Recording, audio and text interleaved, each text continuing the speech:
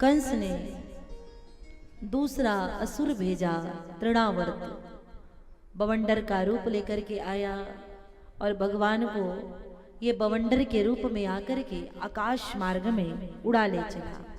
भगवान ने अपना वजन इतना बढ़ा लिया, तृणावर्त कहता है कहीं से मैं काला पत्थर तो उठा नहीं लाया। भगवान इतने बड़े हो गए, तृणावर्त कहता है कहीं से मैं काला पत्थर तो उठा नहीं लाया। भगवान ने कहा दुष्ट, मेरे भक्त पत्थर में भी मुझे देख लेते हैं और तू मुझ में भी पत्थर खोज रहा है, मुझे पत्थर कहता है। इतना वजन बढ़ाया, इतना वर्त सहन न कर सका, भगवान ने उसे भी मार दिया। अब भगवान धीरे धीरे 108 दिन के हो गए। लाला की आयु 108 दिन की हुई और पहली बार कन्हैया ने करवट लिया। करवट लिया तो मैया कहती है कि मेरा लाला आज पहली बार करवट लिया है तो आज मैं गोपियों को दान करूंगी। कैसी मैया है? करवट लेने पर दान करूंगी, सारी गोपियों को बुलाऊंगी। ब्राह्मणों को बहुत दान दिया है, लेकिन जिन गोपियों के आशीर्वाद से मुझे ये लाला मिला है अभी तक उन गोपियों को मैंने कोई दान नहीं दिया। तो सारी गोपियों को बुलाने के लिए मैया ने बुलाया नाई और कहा भैया जाकर के गांव में दिया दुहाई। नाई ने पूछा मैया का बात की दुहाई? तो मैया ने कहा कह देना आज गोपियों को दूंगी मैं बधाई। तो सारी गोपियां जो है आ गई नंद भवन में। मैया कहती हैं गोपियां आ रही हैं और मेरा लाला सोया है। गोपियां शोर मचाएंगी, जहां गोपियां गई वहां शोर पहले मचाई, चाहे वो यहाँ हो चाहे और कहीं हो। मेरा लाला सोया है तो मैं इसे आंगन में लिटा देती हूँ। गाड़ी के नीचे कन्हैया को मैया ने लिटा दिया और मैया सारी गोपियों को बिठा करके दान देने लगी। दान करिए, कम है तो कम दान करिए, ज्यादा है तो ज्यादा दान करिए, लेकिन ऐसा ना करिए कि नहीं है तो दान ही नहीं करेंगे, कुछ भी नहीं देंगे। एक बार आदि गुरु जगत गुरु शंकराचार्य एक मैया के यहाँ भिक्षा याचन करने के लिए गए। मैया के पास भिक्षा में देने के लिए कुछ भी नहीं था। घर में निर्धनता इतनी थी, पहले के समय में गरीबी कुछ ज्यादा ही थी, अभी तो सब ईश्वर की कृपा से सब ठीक है। तो मैया कहती है बाबा कुछ था नहीं, तो अंदर से मैया एक मुट्ठी माटी खोद करके लाई। कुछ भी नहीं है तो साधु को कभी खाली हाथ भेजना ठीक नहीं। एक मुट्ठी माटी खोद करके मैया लाई और बाबा को दे दी।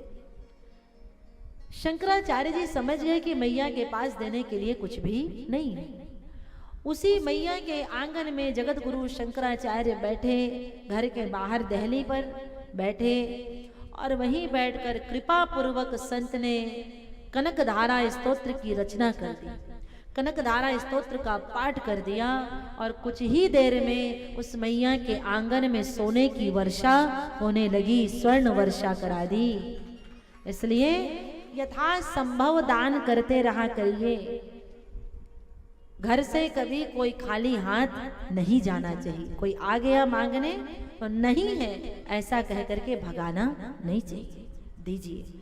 देने से कभी धन कम नहीं होता, जैसे बहता हुआ पानी कभी कम नहीं होता, वैसे हुए दान देते रहने से कभी धन की कमी होती ही नहीं है। चिंता मत करिए कहाँ से आएगा कैसे आएगा, दान देने का स्वभाव नहीं। आप जानते हैं लोग कहते हैं कि जितने ये अग्रवाल हैं उन लोग बेईमानी से धन कमाते हैं तो बांटते रहते हैं, उनको फील नहीं होता है। लेकिन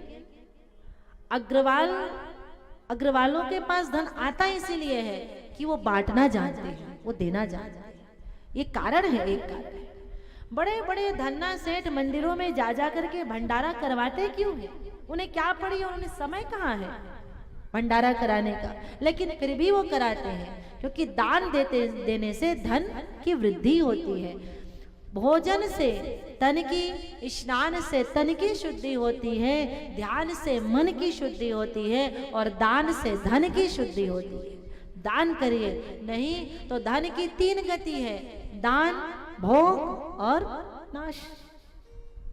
3 गति, एक न एक गति में धन पहुंचेगा ही। दान करोगे तो तुम्हारा जय जयकार भी हो जाएगा, उसने मुझे दिया है, अब पुण्य भी हो जाएगा। और नहीं कर सकते भैया तो फिर भोग करिए। और कुछ लोग ऐसे होते हैं इतने कंजूस कि भैया न तो वो दान करते हैं न भोग करते हैं, तो फिर वो जो धन बचा है या तो बच्चे शराब में उड़ाएंगे या फिर वो गलत आचरण में उड़ाएंगे। पूत सपूत तो क्यों धन संचय, और पूत कपूत तो क्यों धन संचय। भोग करिए और वो भी नहीं होता है तो फिर तो नाश सुनिश्चित है, होगा ही। जब भी दान करिए तो मैं कर रहा हूं इस भाव से मत करिए। आप देने वाले, आपकी सामर्थ्य नहीं है, हमारे देने की कोई औकात नहीं है भैया। जब तक परमात्मा देने के लायक बनाएगा नहीं, हम देंगे कहां से। किसी ने रहीम सेठ से पूछा, इतना दान देते हो, इतना दान देते हो, लेकिन जैसे जैसे तुम्हारे धन की मात्रा बढ़ते जाती है वैसे वैसे तुम्हारी आंखें झुकती जाती है, कैसे ऐसा दान देते हो। रहीम सेठ ने कहा, ऐसी देनी देन जू कित सीखे हो सैन, ज्यों ज्यों कर ऊपर उठे त्यों त्यों नीचे ने।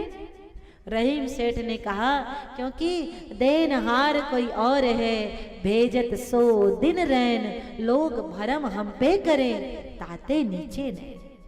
लोग समझते कि मैं दे रहा हूं इसलिए मेरी आंखें लज्जावश झुक जाती हैं। हम देने वाले कोई नहीं है, परमात्मा देने के योग्य बनाया है। दान दीजिए, सड़ी गली वस्तुओं का दान मत दीजिए। जो आपको अच्छी लगती है, जो आपको प्रिय है, उन्हीं वस्तुओं का दान करिए, और नहीं तो जितना है उतना करिए, पर सार्थक दान करिए। मैं कुछ लोगों से पूछती हूँ, क्या चढ़ा आए? पुरी में गए थे दर्शन करने, क्या चढ़ा के आए? तो माताएं बड़ी गर्व से कहती हैं, हम मखना चढ़ा के आ गए, हम करेला चढ़ा के आ गए। तो मैंने पूछा, तुम्हें बहुत पसंद था करेला? पसंद तो नहीं था इसीलिए चढ़ा दी। जो पसंद नहीं रहता है हम उसी का दान करते हैं। आपको जो प्रिय है उसी का दान करिए। आप आचार्य बुलाते हैं, पंडित बुलाते हैं पूजा करवाने के लिए, और जब पंडित जी आते हैं तो आप दुकानदार से जाकर के कहते, चढ़ाना है तो धोती दे दीजिए, चढ़ाने के लिए धोती चाहिए। अच्छा, तो दुकानदार भी बड़े समझदार होते हैं, जाकर के 10 साल से जो धोती नहीं बिकी है वही लेकर के आते हैं, 20 रुपया के लिए चढ़ा दे। ऐसा करके आप उस पंडित जी का अपमान ही करते हैं और कुछ नहीं, अपमान करते हैं आप। उससे अच्छा उन्हें 20 रुपए दे दीजिए, उनके लिए भी वो कचरा ही होता है।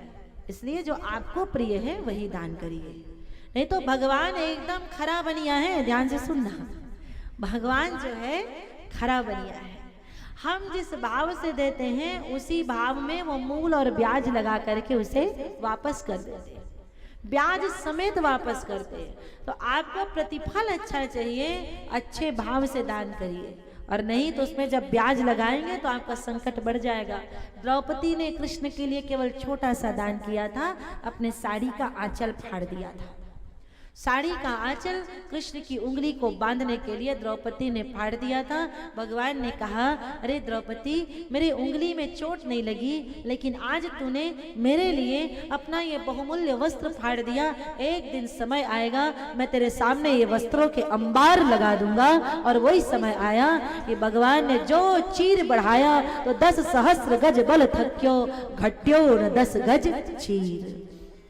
10 गज चीर को खींच नहीं पाया। आप परमात्मा के लिए थोड़ा करके देखिए, 2-4 कदम आगे बढ़ाइए। यहीं की घटना है, यहीं की आपके सामने की घटना है। मेरे पिता इसी मंदिर में पूजा किया करते थे, गायत्री मंदिर में यही पूजा किया करते थे, और अपनी सारी संपत्ति बेचकर उन्होंने इसी मंदिर में खपा दिया, इसी मंदिर में लगा दिया।